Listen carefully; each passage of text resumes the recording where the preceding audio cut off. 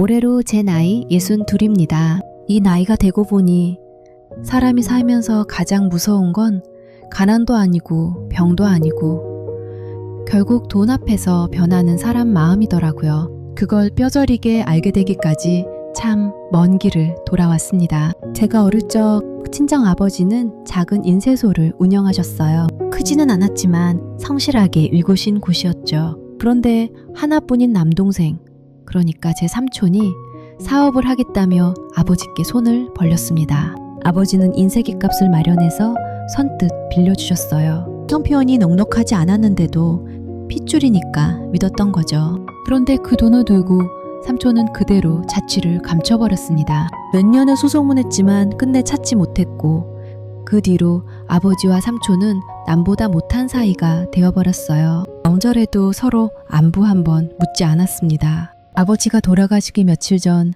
병상에서 제 손을 꼭 붙잡고 이렇게 말씀하셨어요. 돈이 걸리면 핏줄도 남이 된다. 절대 잊지 마라.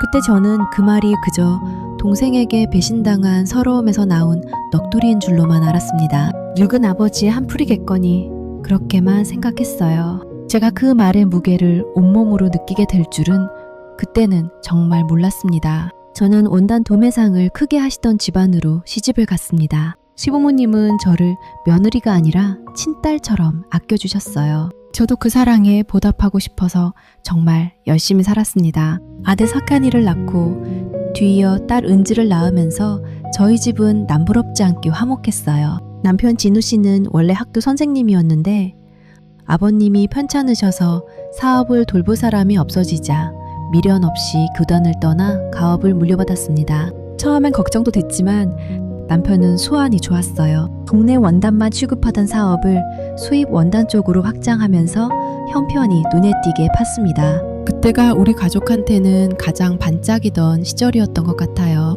그런데 좋은 날은 오래가지 않더군요. 시아버님이 돌아가시고 얼마 지나지 않아 시어머님까지 뒤따라 세상을 떠나셨습니다.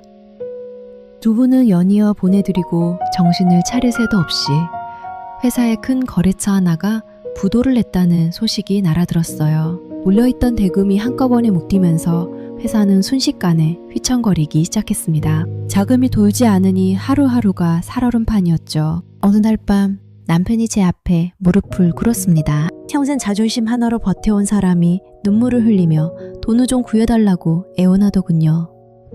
저는 며칠을 고민하다가 친정어머니께 사정을 말씀드렸습니다. 어머니는 두말 없이 살고 계시던 전셋집 보증금을 빼주셨고 저는 거기에 제 결혼 반지까지 팔아보태서 남편 손에 쥐어주었습니다. 그게 사위와 딸을 위하는 길이라고 믿었던 겁니다. 남편은 그 돈을 받아들고 몇 번이고 고맙다는 말을 했고 다행히 회사는 그 고비를 넘겼습니다. 문제는 그 다음부터였습니다. 사업이 겨우 숨통에 트이자 남편은 회사 격리로 있던 여직원과 눈이 맞았습니다.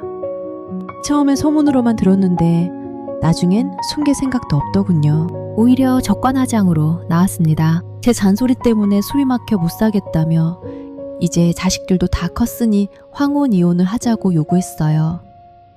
제가 어떤 마음으로 친정어머니의 전세금까지 빼서 그 사업을 살렸는지는 안중에도 없었습니다. 남편은 그렇게 그 여자와 살림을 차려 집을 나가버렸습니다. 그때 저를 지탱해 준 건 자식들이었습니다. 석현이와 은지는 아버지의 배신에 저보다 덫을 떨었어요. 특히 은지는 밤마다 저를 붙잡고 울면서 절대로 이혼 도장을 찍어주지 말라고 했습니다. 아버지 재산이 그 여자한테 넘어가는 꼴은 죽어도 못 본다고요. 석한이도 마찬가지였습니다. 아버지 이름 석자도 꺼내기 싫다며 연락을 끊다시피 했죠. 저는 그 말에 기대어 이혼 서류에 도장을 찍지 않고 버텼습니다. 자식들이 제 편이라는 그 사실 하나로 견뎠던 시간이었어요. 그렇게 3년이 흘렀습니다. 그런데 아들 석현이가 작게 운영하던 택배 대리점이 완전히 무너지고 말았어요. 코로나 특수가 끝나면서 물량은 줄고 빚만 쌓이더니 결국 억대의 빚을 떠안게 됐습니다. 아들은 매일 밤 술에 절어 지냈고 저는 그런 아들이 안쓰러워서 제가 가진 걸 조금씩 보태주기도 했습니다. 그런데 어느 날부터 아들의 태도가 이상하게 바뀌기 시작했어요. 그렇게 아버지를 원망하던 애가 갑자기 저를 찾아와서는 엄마, 이제 그만 아버지 놓아드리고 이혼하세요 하는 겁니다. 처음엔 그저 마음이 약해졌나 보다 했어요. 그런데 며느리까지 나서서 저를 설득하기 시작하니 뭔가 이상하다는 느낌이 들었습니다. 이성 같으면 펄쩍 뛸 애들이 갑자기 왜 저러나 싶었죠. 그 낌새를 먼저 알아챈 건 딸 은지였습니다. 은지는 오빠 부부가 요즘 너무 수상하다며 몰래 확인해 봐야겠다고 했어요. 어느 주말 오빠 부부가 조카를 데리고 어딘가 다녀오겠다고 나서는 걸 배웅하면서 은지는 조카 책가방 속에 작은 녹음기를 몰래 넣어두었습니다. 저는 그런 짓까지 해야 하나 싶어서 말렸는데 은지는 확인은 해봐야 한다며 고집을 부렸어요. 지금 생각하면 그날 은지가 그 녹음기를 넣지 않았다면 저는 지금도 모르고 살았을지도 모릅니다. 그날 저녁 은지가 새파랗게 질린 얼굴로 녹음 파일을 들고 저를 찾아왔습니다. 함께 들어보라며 재생 버튼을 눌렀는데 그 내용을 듣는 순간 저는 다리에 힘이 풀려 주저앉고 말았습니다. 녹음 속에는 아들 부부와 남편 그리고 그 여자가 함께 있는 자리의 대화가 고스란히 담겨 있었습니다. 아들이 사업 실패로 진 빚이 9천만 원이었는데 그 돈을 남편과 그 여자가 대신 갚아주겠다는 거였어요. 대신 조건이 있었습니다. 제가 이혼 도장을 찍도록 아들 부부가 나서서 설득하라는 것이었습니다. 아들은 알겠습니다. 어떻게든 해보겠습니다. 라고 순순히 답했고 며느리는 그 여자를 향해 어머니 걱정 마세요 하며 살갑게 웃고 있었습니다. 제 아들과 며느리가 저를 배신하는 대가로 빚을 탕감받고 저를 버린 그 여자를 어머니라고 부르며 웃고 있었던 겁니다. 그 순간 제 머릿속에는 아버지가 돌아가시기 전 하셨던 말씀이 떠올랐습니다. 돈이 걸리면 핏줄도 남이 된다는 그 말. 삼촌이 아버지의 돈을 들고 도망쳤을 때 아버지가 느꼈을 배신감이 그제야 제 것으로 고스란히 전해지는 것 같았습니다. 저는 그날 밤 한숨도 자지 못했습니다. 배 아파 낳은 자식이 돈 9천만 원에 제 어미를 팔아넘기려 했다는 사실을 받아들이기가 너무 힘들었습니다.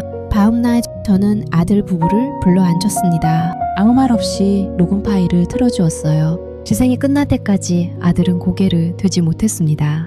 변명이랍시고 몇 마디 웅얼거리긴 했지만 이미 늦은 일이었습니다. 저는 그 자리에서 아들 부부에게 집을 나가라고 했습니다. 지금까지는 어떻게든 자식이니 감싸고 도와줬지만 더는 그럴 수 없었습니다.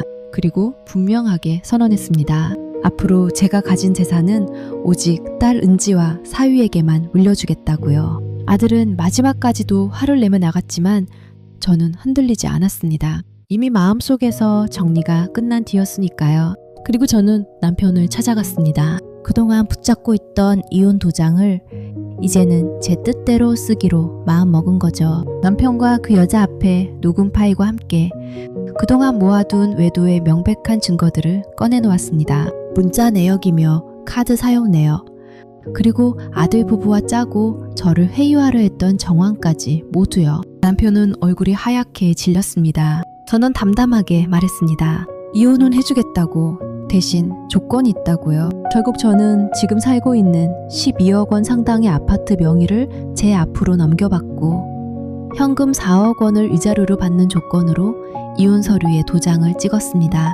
그렇게 원치 않게 시작됐던 결혼 생활의 마지막 장을 제 손으로 매듭지었습니다. 자식들의 배신 앞에서 오히려 정신이 번쩍 들었던 걸까요? 예전 같았으면 몇 날 며칠을 망설였을 텐데 그때는 이상하리만치 담담하게 결정할 수 있었습니다. 이혼 후 2년 5개월이 지났습니다. 저는 딸 은진의 근처로 이사를 하고 손주를 봐주며 조용히 지내고 있었어요. 그러던 어느 날 건너 들려온 소식이 하나 있었습니다. 평소 자기 몸 하나는 자신 있다고 큰소리치던 전 남편이 최장한 판정을 받았다는 것이었습니다. 그것도 이미 상당히 진행된 상태라고 하더군요. 그 소식을 듣고 저는 묘하게 마음이 복잡했습니다. 미운 정도 정이라고.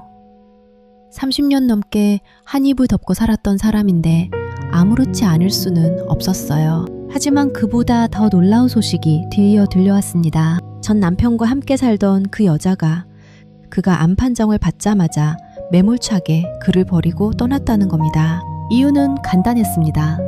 이혼할 때 저에게 아파트와 현금을 다 내주고 나니 남편이 죽어도 자신에게 돌아올 상속재산이 없다는 걸 그제야 깨달은 거죠. 투병을 도와줄 이유가 없다고 판단한 그 여자는 병실 문턱도 넘지 않고 그대로 연을 끊었다고 합니다. 아들 하나 보고 살겠다며 그렇게 당당하게 저를 밀어냈던 사람이 정작 상대가 병들어 돈이 안 나오게 되니 손바닥 뒤집듯 떠나버린 겁니다. 혼자 병실에 남겨진 전 남편은 그제야 저에게 전화를 걸어왔습니다. 몇 년 만에 듣는 목소리였는데 예전에 그 당당하던 기세는 온데간데 없고 잔뜩 갈라진 목소리로 울먹이더군요. 미안하다고, 정말 잘못했다고, 자기가 사람 구실을 못했다고 몇 번이고 사과했습니다. 그러면서 마지막으로 부탁이 있다고 했어요. 예전에 제가 끓여주던 매운 조개탕이 그렇게 먹고 싶다고, 그거 한 번만 다시 먹게 해달라고 애원했습니다. 그 말을 듣는데 이상하게 눈물이 나지 않았습니다. 이전 같았으면 그 목소리만 들어도 마음이 무너졌을 텐데 지금은 그저 담담했어요. 저는 조용히 그의 이야기를 끝까지 들어주었습니다. 하지만 끝내 병원으로 가지는 않았습니다. 그의 손을 잡아주지도 조개탕을 끓여다 주지도 않았습니다. 이제 와서 옛정을 되살리기엔 그가 저와 제 가족에게 준 상처가 너무 깊었으니까요. 사람이 힘들 때 곁에 있어주는 사람이 진짜 가족이라는 걸 저는 그 오랜 세월을 돌아 이제야 알게 되었습니다. 아들 부부와는 그날 이후로 완전히 연락이 끊겼습니다. 나중에 먼 친척을 듣기로는 여전히 빚에 쪼들리며 여기저기 전전하고 있다고 하더군요. 마음 한구석이 아프지 않다면 거짓말이겠죠. 자식은 10달 배 아파 낳아도 자식이 부모를 버리는 데는 하루도 걸리지 않는다는 걸 그 아이를 통해 배웠습니다. 지금 저는 든든한 버팀목이 되어준 딸 은지와 사이와 함께 지내고 있습니다. 아침이면 어린 손주의 제잘거리는 소리에 눈을 뜨고 오후에는 은지와 함께 텃밭을 가꾸며 소소한 이야기를 나눕니다. 화려하진 않아도 사람 냄새 나는 하루하루입니다. 돌이켜보면 제 인생에서 가장 큰 시련은 남편의 배신이 아니라 자식의 배신이었습니다. 하지만 그 시련을 지나오면서 저는 비로소 알게 됐습니다. 진짜 내 편은 핏줄이 아니라 어떤 상황에서도 내 곁을 지켜주는 사람이라는 걸요. 아버지가 돌아가시기 전 남기신 그 말씀이 이제는 제 가슴 깊은 곳에 새겨진 인생의 지침이 되었습니다. 돈이 걸리면 핏줄도 남이 된다는 그 말. 저는 이제 그 말의 무게를 온전히 이해합니다. 그리고 동시에 돈으로도 흔들리지 않는 사람이 진짜 가족이라는 것도 함께 배웠습니다. 남은 삶은 그 진짜 가족들과 함께 조용하고 평온하게 채워가려 합니다.